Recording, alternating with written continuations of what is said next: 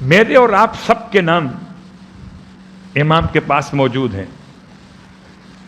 پورے خاندان کے نام موجود ہیں، آپ کا نام آپ کے والد کے نام کے ساتھ موجود ہے،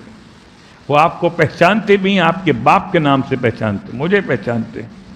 مثال دوں آپ کو، نیشا پور سے گزر ہے امام رضا علیہ الصلوۃ والسلام کا، اور ایسے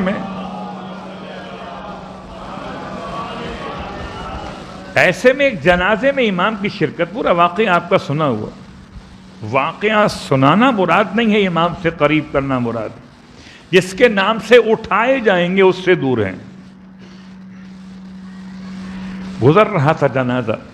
امام جنازے میں شریک ہوئے، اپنا سفر روک کر جنازے میں شریک ہوئے اور قبرستان تک پہنچے اور میت کے تدفین کے عمل میں شریک ہوئے۔ میت کے سینے پر ہاتھ رکھ کے فرمایا، اے فلان ابن فلان، چونکہ راوی نے نام بیان نہیں کیا تو ہم نام نہیں لے سکتے کہ اس مرنے والے کا نام کیا تھا، اس کے باپ کا نام کیا تھا، لیکن اتنا بیان کیا کہ امام نے اس کا نام بھی لیا، اس کے باپ کا نام بھی لیا، اب جو بھی نام ہو امام کو یاد تھا۔ فرمایا، اے فلان ابن فلان، گھبرانا مت، ہم نے تمہاری سفارش کر دی ہے۔ میت دفن ہو گئی تو امام کے ساتھ مدینے سے یہاں تک آئے تھے، ان میں سے ایک صاحب نے پوچھ لیا مولا سے کہ مولا،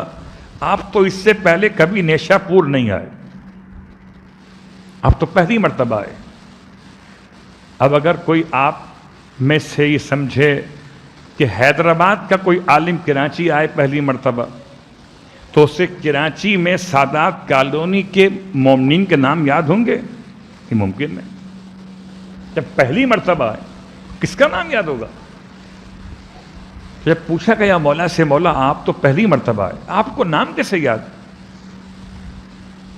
ارشاد فرمایا، نام کیسے یاد نہ ہو جبکہ ہم ان کے زمانے کے امام ہیں،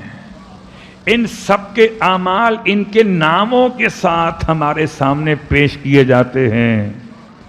ہم ان سب کو ان کے ناموں کے ساتھ بھی پہچانتے ہیں، ان کے اعمال کے اعتبار سے بھی پہچانتے ہیں۔